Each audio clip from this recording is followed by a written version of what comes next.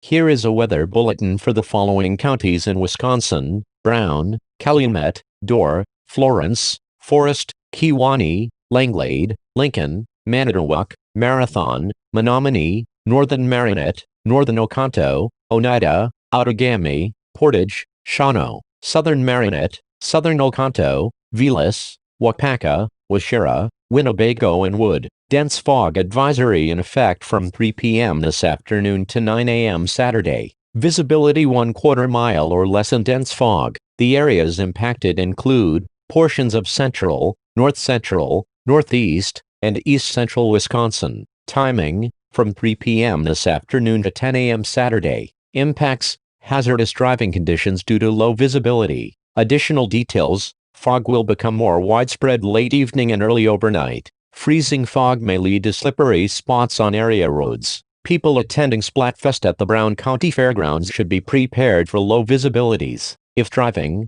slow down, use your headlights, and leave plenty of distance ahead of you.